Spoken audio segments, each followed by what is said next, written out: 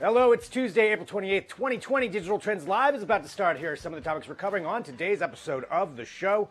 Facebook has announced a special event it will be holding online to commemorate the graduation of millions of high school seniors, including some pretty big-name celebrity participants.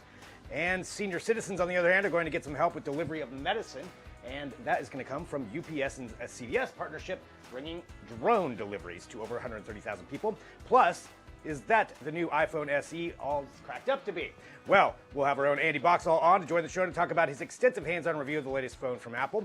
And he has millions of followers online and thousands of reptiles at his disposal. We'll have Brian Barczyk on today to talk about the Reptarium being a YouTube star, and I may even ask him what his dream lizard is. All of that and more on today's episode of Digital Trends Live.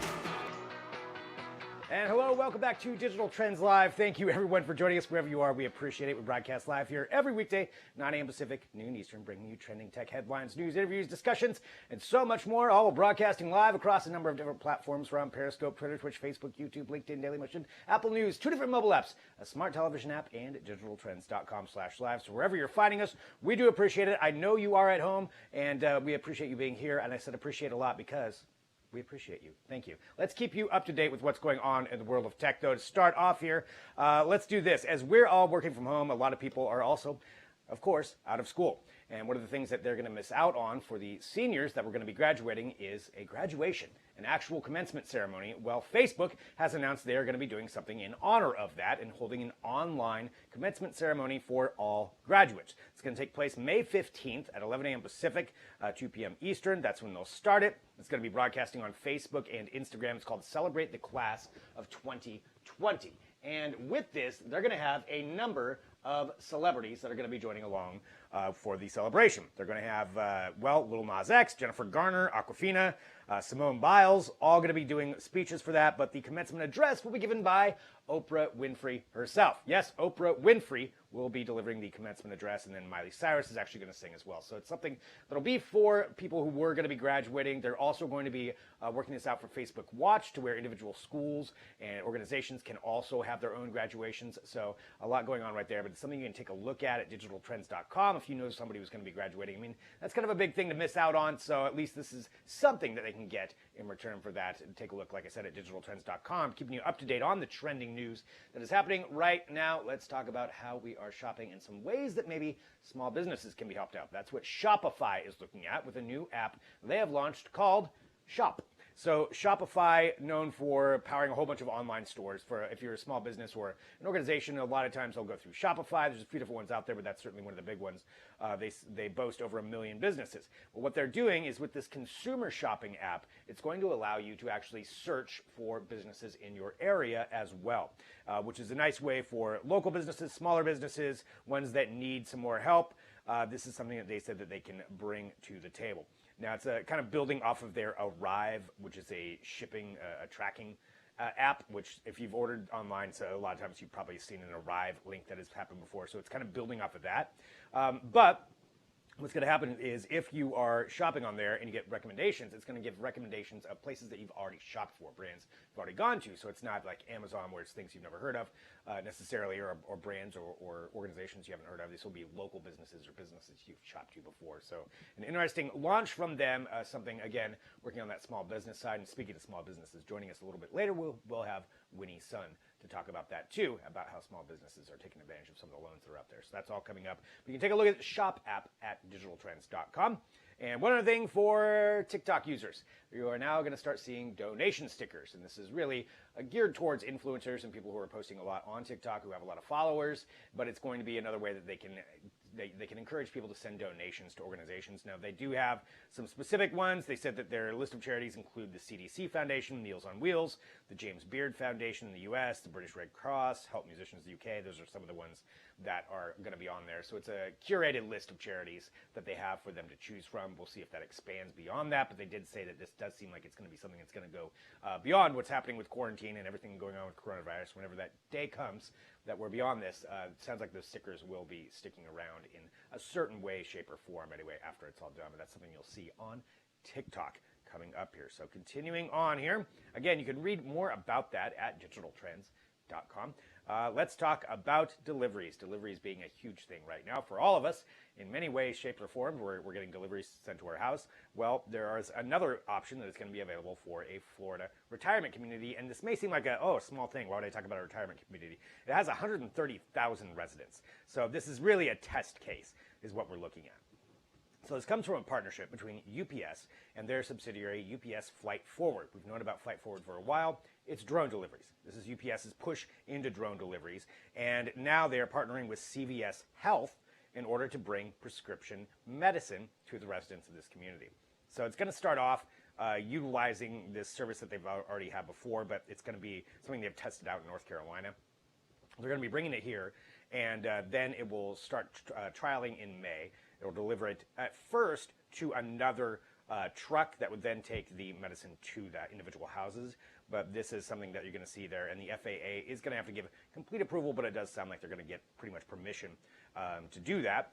And is this something that we could be seeing more and more? And I think that's really what the big thing here is that this is something they've been working towards for a while. Now, will you see other organizations or communities adopt it? And that's something that's a pretty interesting use case. Drone deliveries, we've been promised it for a while, maybe a while until you get, a burrito dropped off at your front door, but at least prescription medicine to those who need it. That's a pretty important use case. So that is right there. That is a drone delivery. All right, continuing on here. Speaking of drones, let's talk about this. The DJI Mavic Air 2 has just been announced, and we've got a full review at digitaltrends.com, but just to give you a little bit of the highlights of it, definitely a nice drone. This is their lighter one. It's a little bit heavier than the previous one. So it does need to have the FAA approval or registration before you fly it, which most drones do anyway right now. So this one comes in at 570 grams. It's definitely bigger than the Mavic Mini. But the video capabilities are pretty cool. So it's got a high-resolution 48 megapixel camera to take snapshots. And it's also got modes like HDR and all kinds of things, so you can get some really beautiful shots. You got 4K 60 frames per second footage at a bit rate of 120 Mbps. So that's pretty great, 120 megabits per second. You've also got 240 frames per second at 1080p for if you want to get some like really slow footage, which is, a lot of people want to do that. And it's also going to have an update coming out at some point for something called 8K hyperlapse clips, so probably little clips that are in 8K. It's also got the advanced pilot assistant system so that you're not going to crash it as easy. Pretty cool drone, honestly, overall. And we've got a review of that, or just kind of the details on it, rather, at digitaltrends.com. It's going to start off at $799, which is the same price as the previous one. But pre-orders are available now. So if you want to go there, digitaltrends.com, follow the links, and you can take a look at the entire thing. If you've been thinking about getting a drone, well, you're at home. Maybe now's the time to do it and take some pretty cool imagery while you're doing that. So that is the DJI Mavic Air 2 that is out. Read that at digitaltrends.com. And final thing here that we've got is this. It has to do with a social robot. We are in a weird time where everybody's working at home, and I did talk about, the kids being at home now, and the younger kids in particular are going to lack some social interaction. Well, that's where this company is coming in and announcing their announcement today, which is from a company called Embodied, and it's for a robot called Moxie. It's designed for kids between 6 and 9, around that age, and it's designed to be a social companion. So a social companion, designed to teach them how to interact with other people. Kids, I guess, can actually, communicate emotionally with it.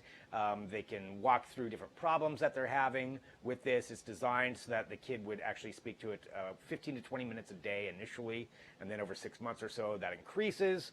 So that's what they're talking about with this. It starts off with 12 weeks of lessons as well. They're planning on expanding that to 52 weeks.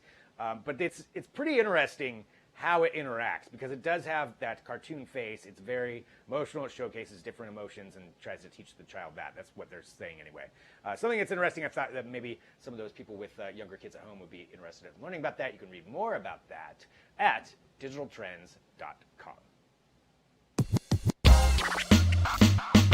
Hey, I'm going to let you in on a little secret. It's now time for the product of the day. All right, here is what we have for you today. It is the Ninja Foodie Cold and Hot the Ninja Foodie Cold and Hot. There we go. So it's the Ninja Foodie Blender with Heat IQ. So it's got a bunch of different things on it. Basically, this is the fancy blender that I'm talking about here. So this is the Ninja. This is one of the premier ones in this. It's got a 64-ounce glass pitcher.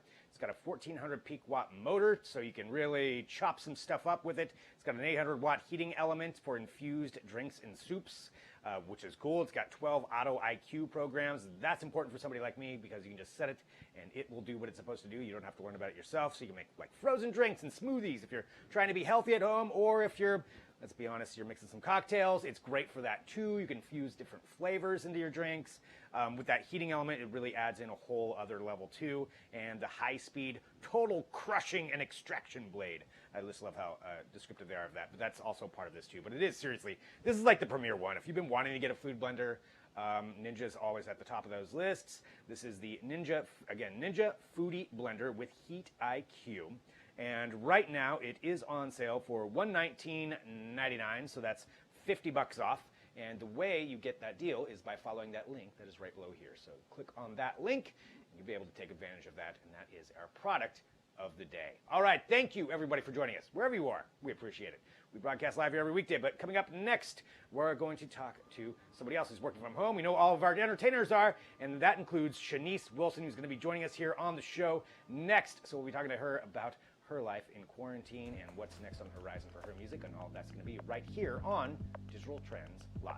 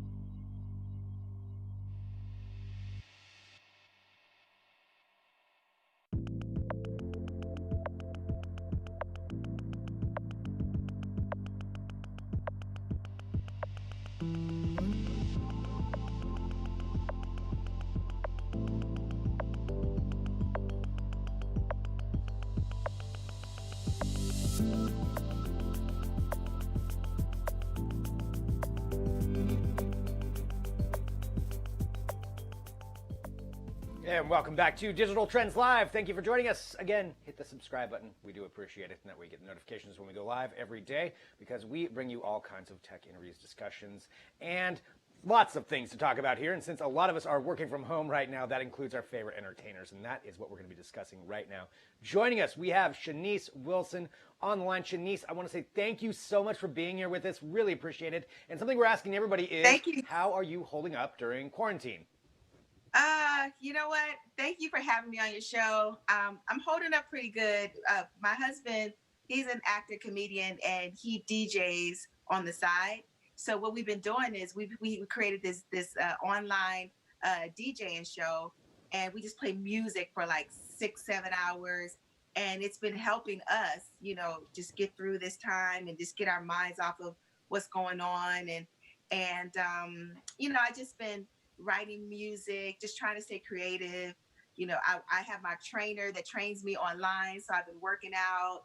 I think it's good to just keep your mind going and stay positive, and that's what I've been doing. Just listening to music and just being around. The blessing is being able to spend time with my family, because normally, before this, we're like, I'm traveling, I'm touring, I'm doing this, I'm running here, running there, dropping the kids off to school, and now I have time to spend time with the family, which is really cool. But just staying positive has been really helping me, and just listening to music has helped a lot. Well, you talk about the music, and you brought up being online for like 6 or 7 hours, and you're used to being touring and probably in front of crowds and interacting with people. How is that interaction? What's it been like for you? What's been some of your favorite moments about interacting with people online while you're doing these broadcasts? The best thing is hearing the comments. Like, there was a woman that left us a comment that said, this is helping me, because she said, I literally lost my job. I lost everything. And she said, and when I tune into your show online, she said, it gets my mind, like puts my mind in a better place, and it helps me get through it. And when I hear comments like that, I'm like, okay, good. I'm glad we're helping people while we're helping ourselves. Cause I feel like music is therapeutic, and, it's been helping us a lot.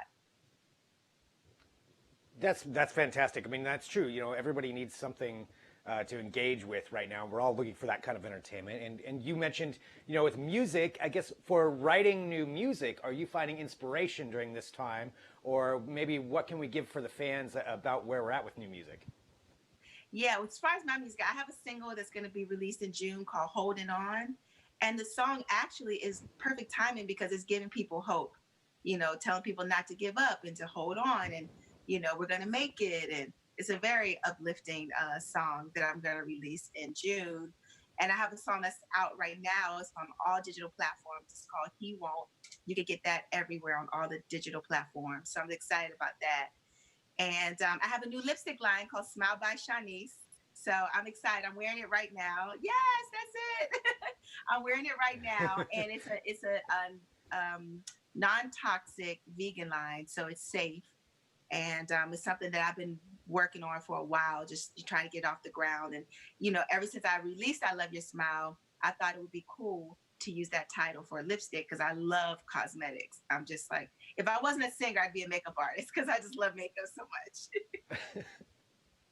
Right? You've already got the perfectly branded song for it. So what was your inspiration behind launching this line? Well, I wanted to find I love, most women love cosmetics, and I wanted to find something to make people feel, beautiful, because makeup, women, we love it. So I wanted to tie my song into Smile, and just to, make people feel good, and I just thought my title was the perfect title for the line. It really is. Well, and Shanice, talking about this being online, is there looking out at some of the performances on there too, have you been following anybody else who's been performing on Instagram, or is there anybody you'd like to perform with if you could? You know what? I'm a big Bruno Mars fan. If I could do a duet with anybody right now, it would definitely be Bruno Mars. I think he is amazing. I love Bruno Mars. And I have so many singers that I would love to work with. I love, Kenny Lattimore, Beyonce. Who doesn't love Beyonce? So Alicia Keys. There's a lot of people that I love. That's funny. We had Kenny Lattimore on actually just a couple of days ago, and I believe he said Beyonce is who he wanted to perform with too. So Really? it all ties together somehow. Yeah. Yes. Kenny was maybe, just on. maybe the three of us could collaborate. That would be cool. There it is. Yes, as long as we can make that happen, I think it's all going to work out. Well, Right. Shanice, for everybody out there too who wants to follow you, and with the new signal coming out in June, but right now, where would you want to send people to follow you and join in for everything you're doing? If you want to follow me, my Instagram is Shanice Online, and my Twitter is Shanice Online. Facebook is Shanice Wilson, and you can, if you want to buy my lipstick, it's smilebyshanice.com. Nice. Well, Shanice, thank you so much for being here on Digital Trends Live. Really appreciate you joining and everything that you're doing as far as bringing entertainment to people and bringing positivity. And just thank you so much for being here with us. And thank you too. And I just want to tell everybody, just stay positive and be safe. Stay home for now. Definitely. Yes, we're going to get through it. Until we can get out. Yes. But this is what we got to do. Well, yes. Shanice, thank you so much. Thank you. Thanks for having me.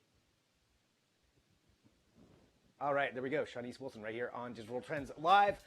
Really fascinating seeing what everybody's doing. All these artists who are at home trying to find ways to stay active and also entertain us at the same time. So really thank her for joining us. Something else that is coming out is new products, and new products are being released, and that includes the iPhone SE. Is it worth your money? What are some of the best features of it? Well, that's why Andy Boxall is going to be joining us to talk about that. So that's coming up next. So stick around back here in a minute with more Digital Trends Live.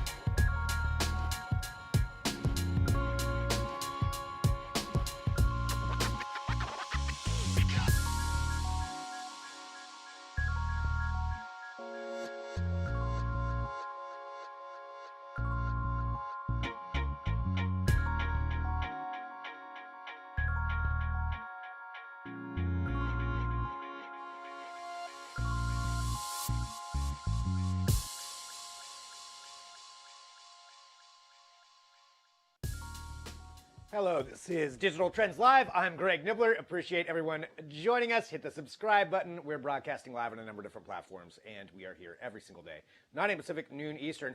And we'd like to talk about everything that's going on in technology, and certainly the biggest product release we've had for a little while, especially right now, is the Apple iPhone SE. Came out last week, and now we've had time to have some hands-on with it to find out whether it's actually worth everything that's being bargained for, everything that people are talking about with it. And we've got Andy Boxall is going to join us now to kind of walk through it. And Andy, I know a lot of people have some questions about the iPhone SE. Where do you want to start off with this to talk about it? Okay, I'll make a confession before we go too much further. I did not like the iPhone SE when I first started using it.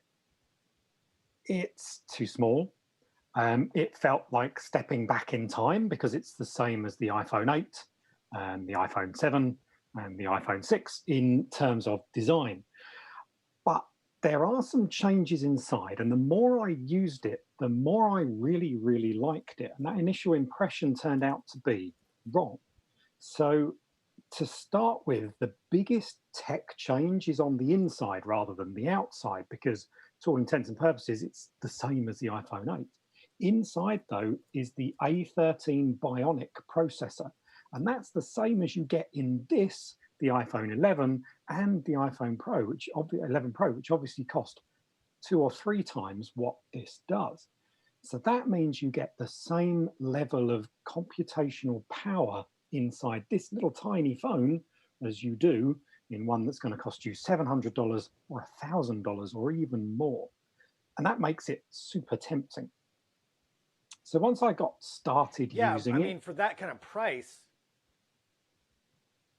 Oops, sorry, I was just going to say, for that kind of price for an iPhone, that's really, really low. And I know that that previous one was, but yeah, you would think that they would skimp on a lot of stuff for that if you're going down to like $400.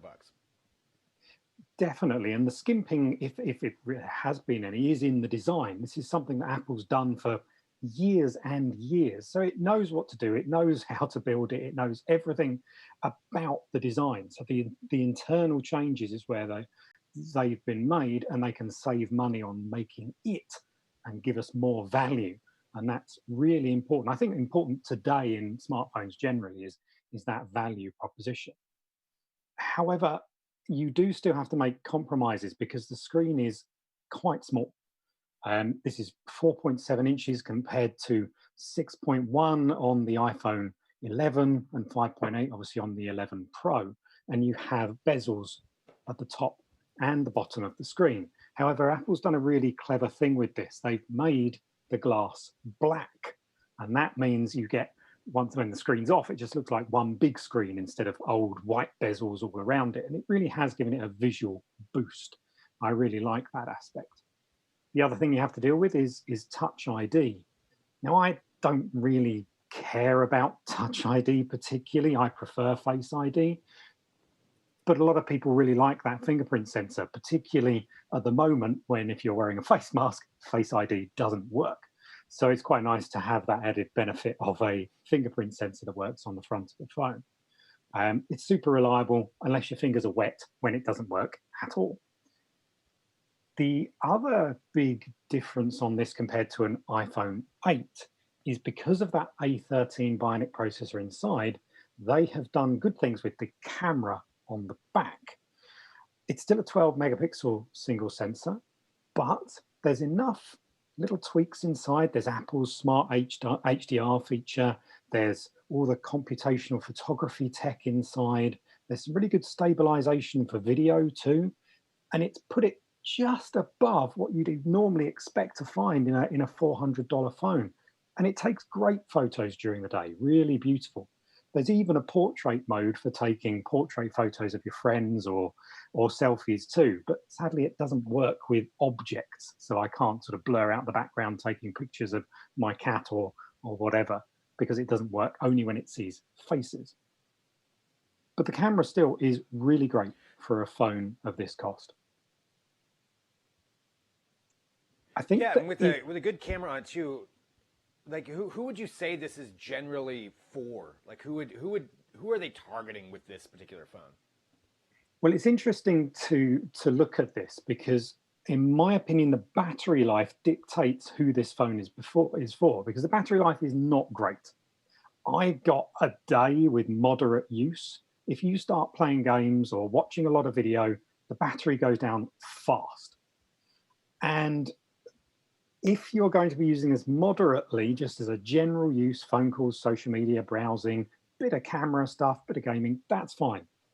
But if you want anything more than that, it's worth paying more for a bigger, better, more advanced smartphone.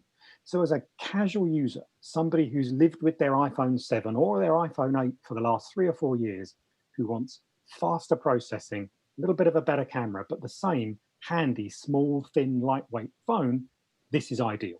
They don't have to spend $700, $1,000.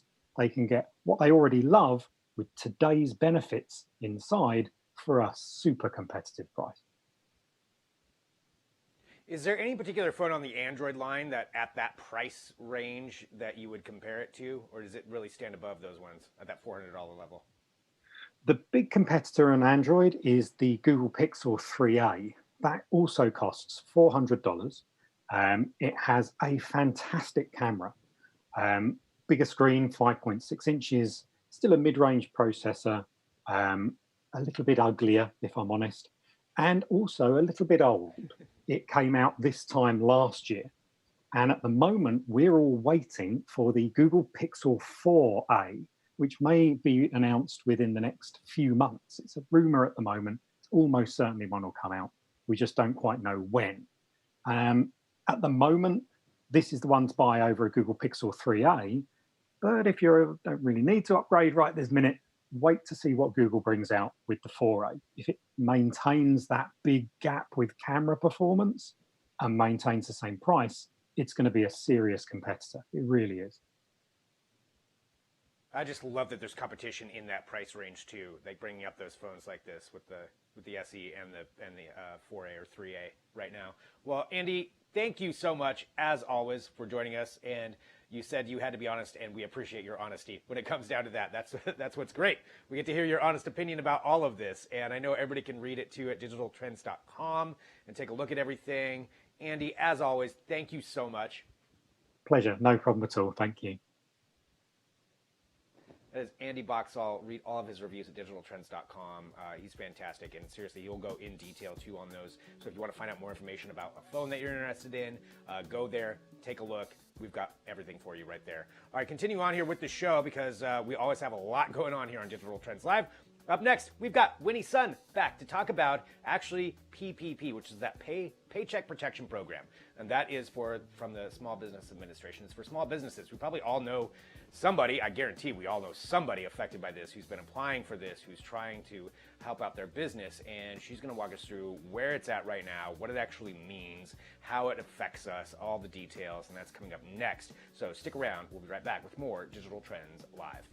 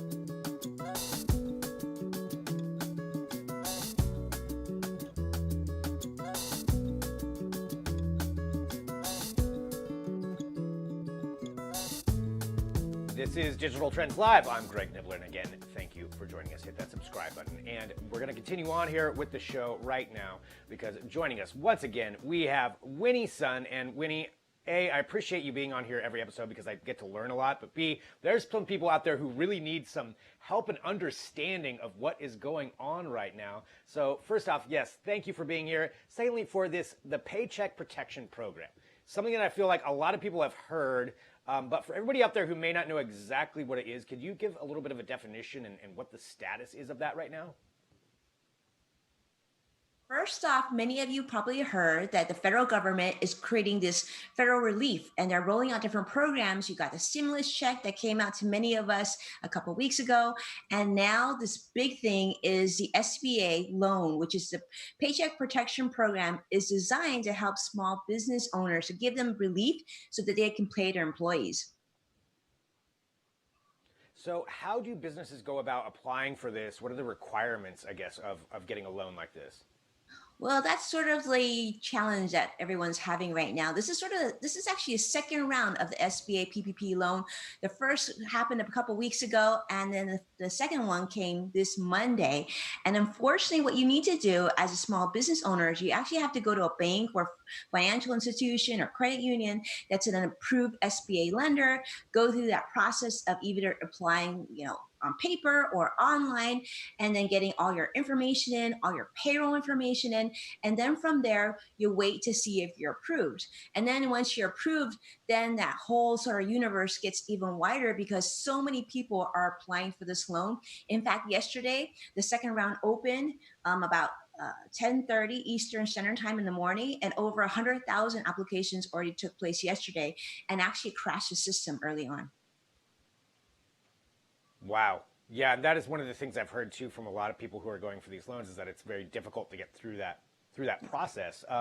So if you have that, what are some other options, I guess, that are out there, or what else should small business owners know? I mean, you're an expert. What should they be doing? Well, I would say if you're a small business owner out there, don't assume that this loan isn't for you, and don't assume that there's not going to be funding left for you. I would absolutely recommend, if you're watching and you're thinking, I have a small business and I didn't even apply, I didn't even think about it. Maybe my accountant didn't tell me, or I didn't think that I should. There's actually two loans right now that you can apply for, and funds were released yesterday. And that is, first off, the PPP loan, which is the big one, which you definitely should apply for if you have employees and you have less than 500 employees. And then the second one is the EIDL, and that's really important too. So if you have like, let's say, 2 employees, or you're just an independent contractor and it's just you can still apply. You can apply and actually receive up to $10,000 depending on how many people are on the books as being paid at your company. So let's say, for example, you're a sole practitioner, or you're just a gig employee and you have your own entity. If it's one person, you could actually get up to $1,000. But if you have a company, definitely go through the process of applying. And then once you apply, here's the big thing. I'm recommending, first of all, once you apply, go through that process, then immediately take a moment to send an email to your business banker. If you don't know your business banker, don't worry. Give the bank a call, get the email address of somebody there who is handling the SBA loan process.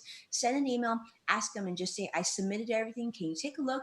Make sure my information looks right, and make sure there's no hiccups in me getting in queue to getting funding. Because a lot of times there's so many questions, and a lot of the questions look really confusing. So you can easily make a mistake, and that could completely throw you off, and you don't even know that you're no longer in the running for lending.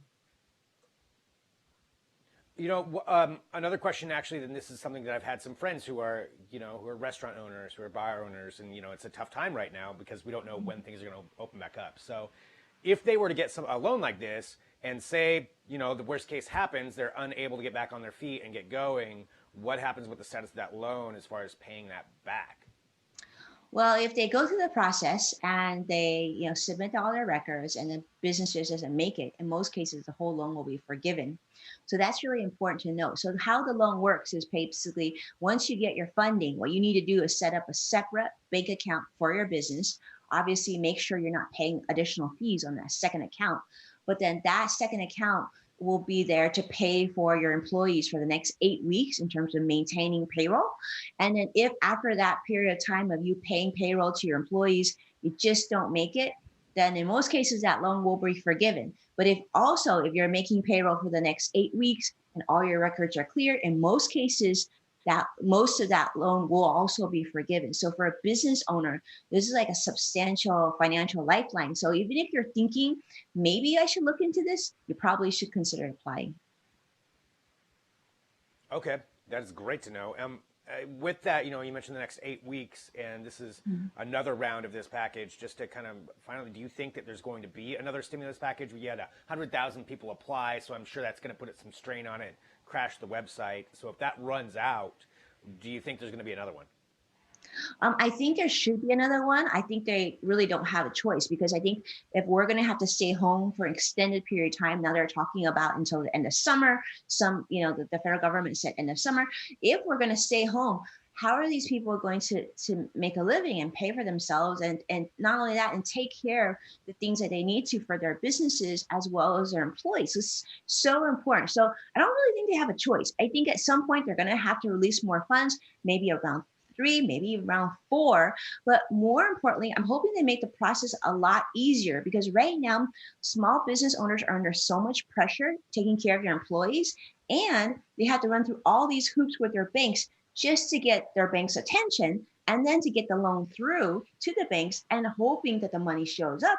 And that it's just way too much work. The federal government is receiving small business owners' payroll data every quarter anyway. So they sure already see that data. They should be able to identify small businesses. So this process needs to be so much easier and more clear so that it can benefit more businesses. Imagine how many businesses right now don't even know how to apply, or they can't reach their accountant. And I mean, there's just so much of the small business population right now that isn't applying. Yeah, I know some who are in exactly that same boat, because it's confusing and trying to figure it out and get through those hurdles. And this is why this is so valuable, you being here on the show and talking about this. I'm going to be showing this to some of my friends. I encourage everybody out there who, whether you're a small business or know somebody, to show them this interview.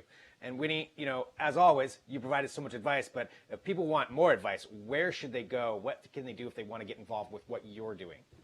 Sure. Oh, thank you so much. Well, you can easily find me. You can just Google Winnie Sun, or you can go to our company website, which is at sungroupwp.com, and we would be more than happy to help any way that we can. Winnie, thank you so much. As always, I really love you being here on Digital Trends Live, and stay safe. Have a great day, and thanks for helping out so many people. Thank you so much, Greg, for having me. All right, Winnie Sun right here on Digital Trends Live. Always appreciate her being here on the show. All right, continuing on. Coming up next, I am really excited about our next guest. It's part of our new segment, Who's Got Game? You know what? I'm going to tease it for you right now because it's going to be pretty amazing. We've got Brian Barczyk. You've probably seen him on YouTube. He owns thousands of reptiles. He has millions of followers. He's pretty incredible. He's going to be joining us next, so stick around. You don't want to miss this right here on Digital Trends Live.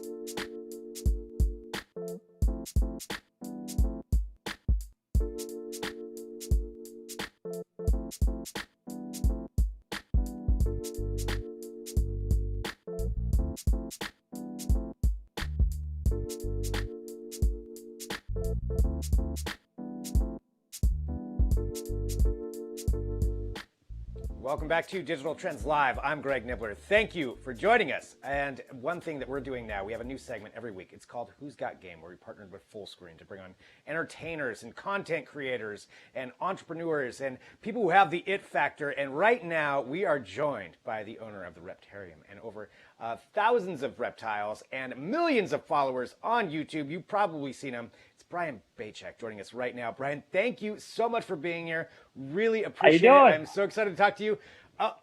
I'm doing great. All right, first off, you got to tell me, what do you have in your hand right there? So I actually have, this is an albino alligator named Salt. Albino alligators are pretty rare. There's maybe 80 or 100 of them in the entire world. So we have this little girl, and she's trained. I mean, believe it or not, she'll sit here like a statue as long as I want. She understands the word calm, and she's just one of our amazing animal ambassadors. Well, and you have so many animal. Hey, that's amazing, right? I mean, I'm fascinated by this. I'm just staring at the alligator now. But for this, I want to know, when did you first get your interest in reptiles, and what drew you to them to start off with? I tell you what, since I was 2 years old, my first memory as a kid, literally first memory, wasn't my mom, wasn't my brother or sister. It was a snake. And literally, we're at a local zoo, and I saw a snake, and literally that was the first memory of my entire life. And I've been obsessed with reptiles ever since. And I didn't know what I was going to do with my life, other than the fact that I knew I wanted to be around animals with a special affinity towards reptiles. And you've grown this now. You've got, I mean, I don't know how many that you have there at the Reptarium and everything else that you're doing. I mean, imagine a lot, actually. How many do you have? So the Reptarium, the reptile zoo, it has about 280 animal ambassadors. And then my breeding center has about 5,000 animals. So we have somewhere about, give or take, who's counting, right? Maybe 5,000, 6,000 animals, something like that. Yeah, so it's always good. Yep. And this, of course, when I was having some fun at the zoo for sure. Well, one of the other things, and I want to ask some more questions too about that, but one of the other things too that's unique that you've been doing is you have had, I'm taking a look here at the number, 1,331 videos on YouTube that you have had up with these millions of followers on there. What is it like creating that every day? How do you find content to put something up every day?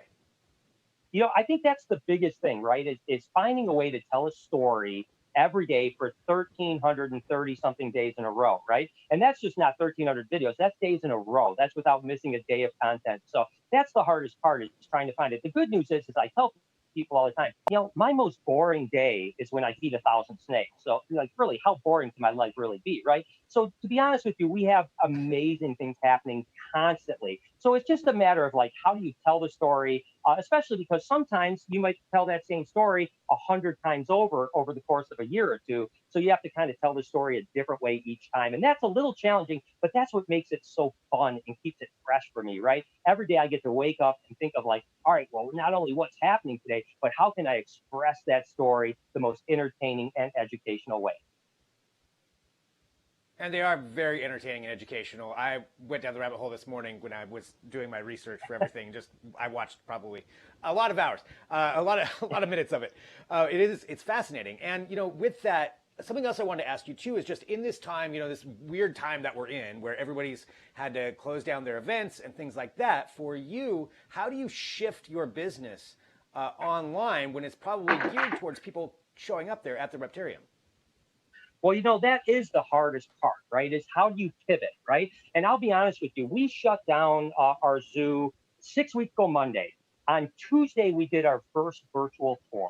So we literally, in 24 hours, we went from being closed with no income coming in from the reptile zoo to being open with virtual tours, virtual shout outs, all kinds of virtual ideas. And we've been booked every single day, 7 days a week. As many slots as we open, they book immediately. And those are virtual tours where we can come around and show beautiful snakes like Perdita here and all of our animal ambassadors. So you might not be able to touch them, feel them, get to know them as in person, but you can at least get the tour of everything in the zoo. And sometimes we'll do some feedings on the tour. We'll, sometime this morning we actually found some eggs from an iguana while I was on a tour. So, it's really a fun thing. So it's all about pivoting, right? You can sit back and not make any income, and we have to keep the the ball's turning here. We got to keep animals, we got employees, we got everything else. So it was just a matter of like, how can we creatively turn this into a digital world? Now, the big question, to be totally honest with you, is that what happens when we open back up and we now have this new business model of digital tours? Do we keep that going on top of everything else? And I don't know what the answer to that is yet. Yeah, I'm figuring it out as we go. Okay, I got to ask about the snake that you have there. You mentioned the name of it. Can you tell us about that? Yeah, her name is Perdita. She's actually a cow reticulated python. And believe it or not, this snake is the largest species of snake in the world. They can get 25 foot long, right? Perdita is just a little girl, maybe 8 or 9 foot. So one day she could maybe get 20 plus foot, a couple 100 pounds potentially. And the interesting thing about Perdita is that she's like a Dalmatian dog. And by that, I mean that she's born pure white and then gets all of these spots in as she gets older. And she is definitely one of the most amazing snakes we have here at the Reptarium, and one of definitely the fan favorite. I mean, every person that comes into the Reptarium has to hold Perdita. And that's the thing about our zoo. It's an interactive zoo, right? You come in, it's not the animals behind the glass. You come in and you get to hold these things. You get to feed alligators. You get to feed lizards. I mean, this is, it's a total interactive zoo. I cannot wait for it to open back up. I want to go. I want to be there. Well, talking about all of these lizards and reptiles that you have, and I know you go all over the world finding them. Is there one out there, or do you have is there one top reptile that you have not had there at the zoo that you want to get? I tell you, there's about a million. To be honest with you, every animal I haven't had, I want, because I just am obsessed with reptiles and I'm obsessed with animals. But I think that Komodo dragons are high up on that list, and maybe king cobras. Those are the two animals that I really put as the pinnacle animals, where I've been to Indonesia and but played with Komodo dragons. I've been around king cobras my whole life. So, well, at least my adult life, and so I know the animals well, but I've never actually personally worked with them in my zoo. So hopefully in the future we can do a huge exhibit for a 15-foot venomous snake, or maybe a giant Komodo. Oh, we had a little bit of problems there with the internet. It looks like we cut out, but I heard something about a Komodo dragon there at the end. So I'm going to guess that maybe that was part of it. But Brian Bachek, again, we really appreciate him joining us here on the show. We'll see if he's back on. I just want to check with my producers. Is he?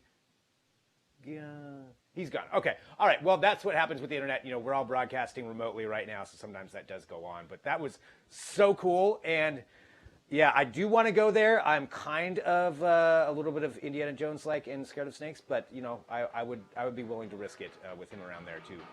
Make sure that it's not going to kill me. But that is Brian Bachek. Again, 1,331 straight videos on YouTube. Days in a row. That's a tremendous accomplishment on its own. It's so cool. I highly suggest going there to take a look at some of those videos on there. And I want to thank everybody for joining us here on Digital Trends Live.